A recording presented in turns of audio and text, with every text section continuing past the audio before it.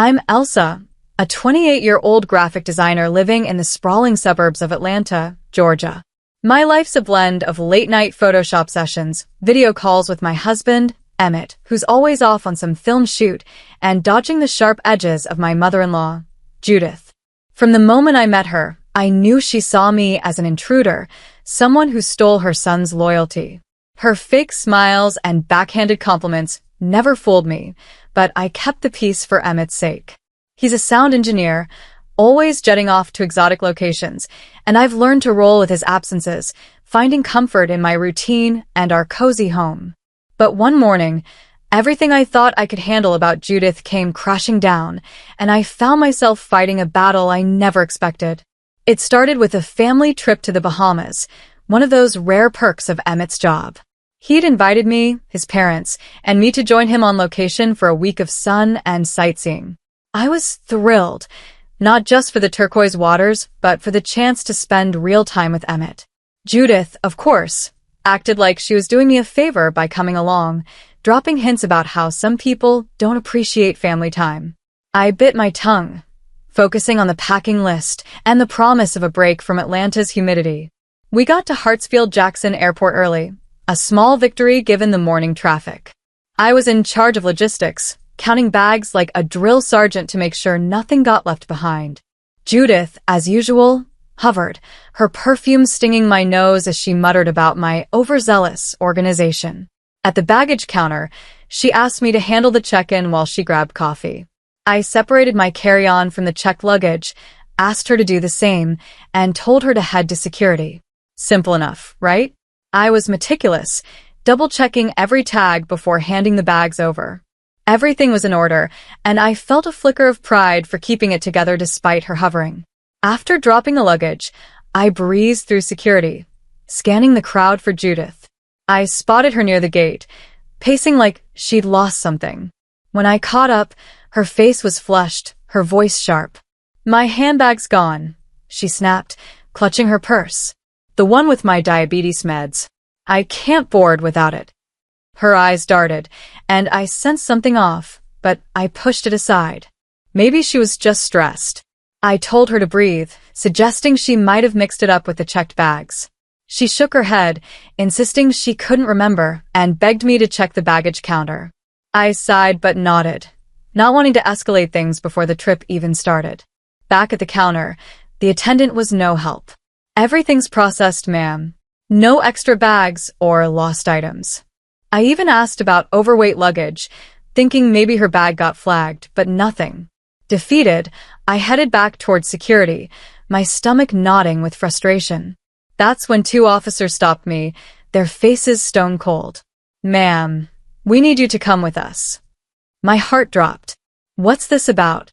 I asked, but they just repeated, "Follow us." Confusion turned to dread as they led me to a private holding area, a sterile room that smelled like stale coffee and bureaucracy. Inside, they sat me down and dropped a bomb. A woman had reported overhearing me talk about a gun and drugs near the check-in counter. They thought I might be a security threat. My jaw hit the floor. I hadn't said anything remotely like that. I'd barely spoken, too busy wrangling bags and Judith's complaints. I explained, my voice shaking, that I was just trying to get to my flight. They weren't buying it, demanding to search my belongings and question me further.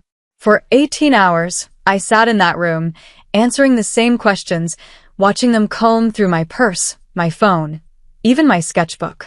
I cooperated fully, knowing I had nothing to hide, but every minute fueled a growing fury. Who would do this? Then it hit me like a punch to the gut, Judith. Her flustered act, the missing bag, the way she'd sent me back to the counter. It was too convenient. When the officers finally cleared me, I pulled out my phone and showed them a picture of Judith. Was she the one who reported me? The officer hesitated, then nodded. My blood boiled. She'd set me up, lied to get me detained, and left me stranded while she boarded the flight to the Bahamas with Emmett and his dad. The betrayal cut deep, not just because of the humiliation, but because I trusted her enough to let her guard down. I walked out of that airport, my hands trembling, vowing she'd regret crossing me. This wasn't just a misunderstanding, it was war. The drive home from the airport felt endless, each mile fueling the fire in my chest. Judith had crossed a line, and I wasn't the type to let it slide. Growing up, I'd been the quiet kid, the one who took the high road when bullies spread rumors about me in high school. But my mom taught me something I'd never forgotten. When someone comes for you with no reason, you don't just turn the other cheek. You hit back harder. And Judith? She'd just given me all the reason I needed. Back in Atlanta, I stewed for a day, replaying her betrayal. She thought she could humiliate me, make me miss the trip I'd paid for, and get away with it. No way. Judith loved her perfect little suburban world, her garden club, her book club, her nosy neighbors who worshipped her every word. She'd spent years crafting this image of a flawless matriarch, always bragging about her homemade pecan pies and her vintage decor. I knew the truth, though. Those pies came from a corner bakery, and her prized English antique vase? A $20 knockoff from a flea market.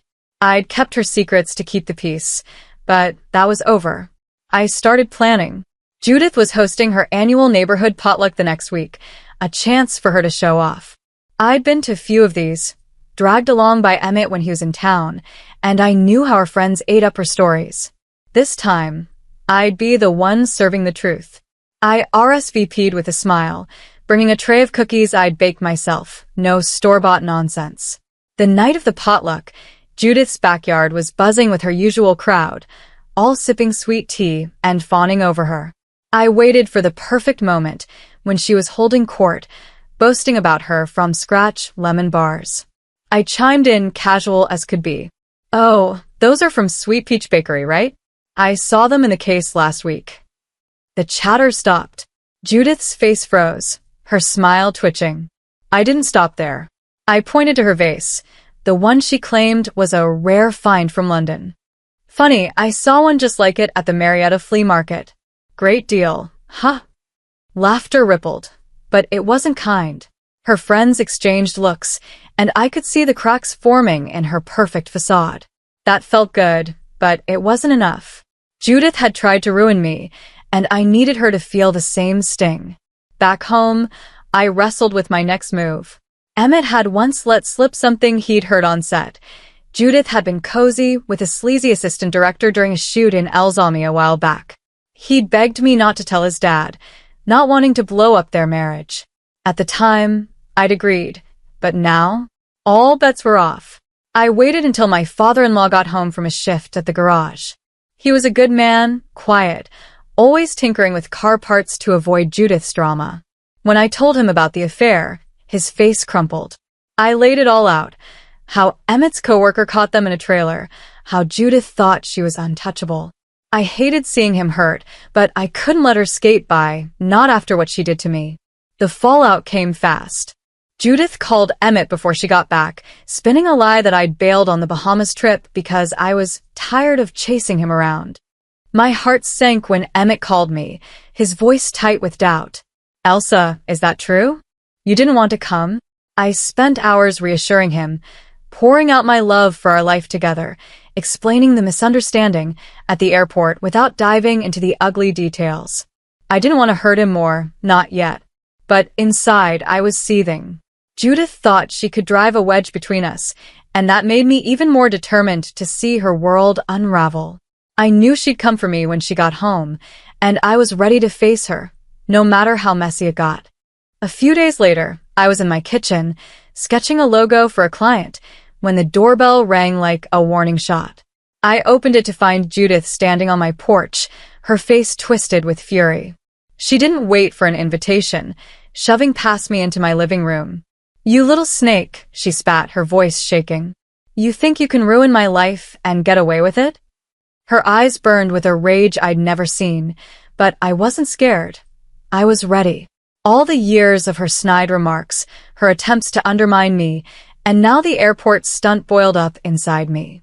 I crossed my arms, keeping my voice steady. Judith, you're lucky I didn't press charges for what you pulled at the airport. Lying to security? You could have cost me everything. She flinched but didn't back down, calling me a jerk, saying I'd shown my true colors and didn't deserve Emmett. For a second, I thought she might swing at me, but she just stood there, trembling with anger. I told her to get out, my voice cold as ice. She stormed off, but her words lingered, gnawing at me. Had I gone too far? Exposing her at the potluck was one thing, but telling my father-in-law about her affair felt like a bomb I couldn't undetonate. I loved Emmett, and hurting his family wasn't part of the plan. The guilt hit hard, especially when I thought about him, miles away, unaware of the chaos I'd unleashed. I tried to focus on work, but my mind kept replaying her accusations, mixing with my own doubts. A week later, I got a call from my father-in-law. He sounded tired, his voice heavy with years of unspoken pain. Judith had moved out, living with her sister after he confronted her about the affair. It wasn't just a one-time thing. She'd been sneaking around with that director for months. He'd kicked her out, done with her lies. "Elsa, you didn't cause this," he said, his kindness almost breaking me. "This was coming, with or without you." His words eased the guilt a little, but not enough. I'd wanted Judith to face consequences, but seeing their marriage collapse felt heavier than I'd expected. Then Emmett came home. I'd been dreading the moment he'd hear the truth, and it came faster than I wanted. His dad sat him down, laying out the separation and why. Emmett's face fell when he realized I'd been the one to spill the affair. "Why, Elsa?" he asked, his voice raw. I told him everything. Judith's airport betrayal, the hours in that holding room, the lies she fed him to make me look bad. I apologized for going behind his back, tears stinging my eyes. I just couldn't let her win, not after what she did. He listened, his jaw tight, and finally nodded. "I get it," he said, but there was a distance in his eyes. He said the truth would have come out eventually, but I could tell he was hurt, not just by his mom, but by me. We weren't broken, but we weren't whole either. I clung to the hope that time would stitch us back together, but the weight of what I'd done stayed with me. A reminder that revenge doesn't always feel as good as you think. Just when I thought the drama with Judith was enough to fill my plate, my cousin Lila decided to stir up her own mess. Lila's always been the charming one, the kind who lights up a room but expects the world to bend to her whims. She was getting married in a big Atlanta venue, all fairy lights and overpriced champagne, and I was happy for her, until she set her sights on my great-grandmother's diamond necklace. That necklace isn't just jewelry, it's a piece of my heart. My great-grandmother raised me through tough times, teaching me to draw and to stand tall. When she passed, she left me that necklace, a delicate string of diamonds that sparkled with her strength. I'd never let anyone wear it, not even for a day. Lila brought it up at a family dinner, all smiles. "Elsa, it'd look perfect with my reception gown." I froze, my fork halfway to my mouth. Everyone knew what that necklace meant to me. I offered her another piece, a sapphire pendant from my grandfather, but she pouted, insisting on the diamonds. "It's just one day," she said, like that made it okay. I held firm, saying it was too fragile, too personal. My dad backed me up, promising to keep it locked in his safe. I thought that was the end of it. The wedding day came, and I was there, clapping through the vows, trying to shake off the lingering tension from Judith's mess. During the reception, I caught a glint at Lila's neck, my necklace. My stomach dropped. She was wearing it, the diamonds catching the light as she danced. I wanted to scream, but I didn't want to ruin her day. My mom later told me Lila had hounded my dad until he caved, pulling it from the safe behind my back. I was livid, not just at Lila but at my dad for letting it happen. I waited until the dancing started, then slipped over to Lila's table, where she'd left her shawl. The necklace was unclasped, tucked under the fabric. I took it back, my hands shaking, and left the venue without a word. The next morning, my phone blew up. Lila was sobbing, accusing me of stealing her jewelry. Her husband got on the line, threatening to call the cops. I stayed calm, explaining it was mine, taken without permission. He called me a liar, insisting I'd borrowed it from Lila. My mom, overhearing, grabbed the phone and hung up, fed up with their nonsense. Family group chats lit up with criticism. My aunt called me selfish, saying I should have shared for family unity. Others said the necklace wasn't really mine, just family property. I was stunned. This wasn't about sharing, it was about trust, about respecting what mattered to me. I confronted my dad, my voice tight with hurt. Why'd you give it to her? He apologized, saying Lila's persistence wore him down, but he was hesitant about giving me the safe's key, worried about family drama. I didn't push, but I knew I needed to protect my things better. The necklace was back in my hands, but the betrayal stung, reminding me that even family can cross lines you never thought they would. If I thought Judith and Lila had tested my limits, my sister Leah pushed me to a whole new edge. Leah's 24, a barista with big dreams, but a habit of coasting through life. She's been living with me in Atlanta for 3 years, rent-free, while she figures things out. I love her. She's my only sibling, and we've always been close, sharing late-night talks and bad reality TV. But my house, my rules.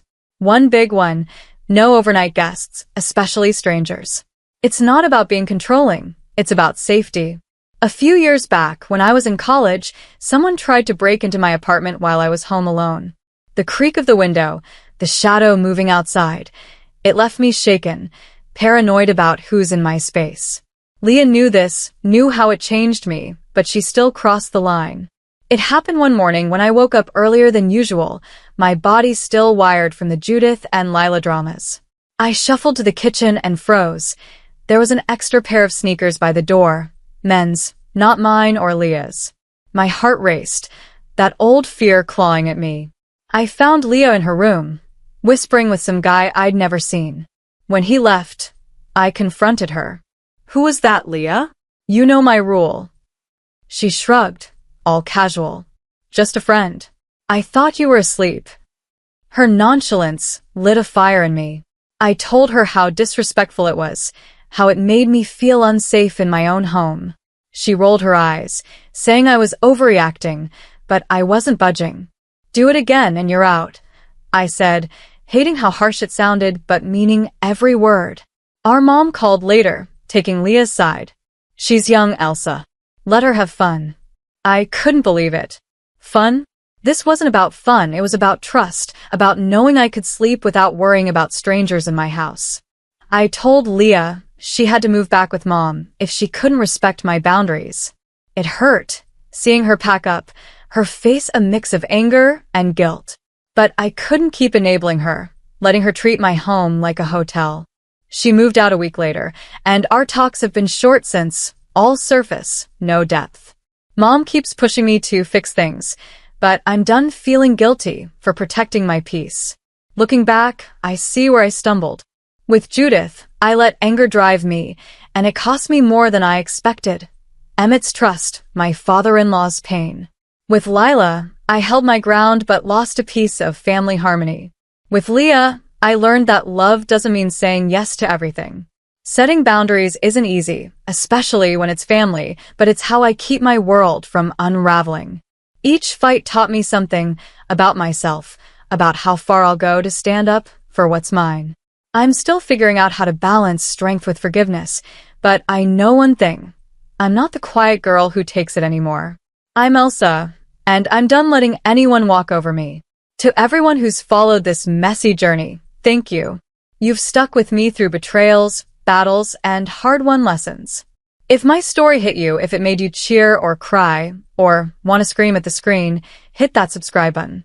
Join me where every fight tells a story of grit, heart, and standing tall. Keep fighting for your truth, and I'll see you in the next one.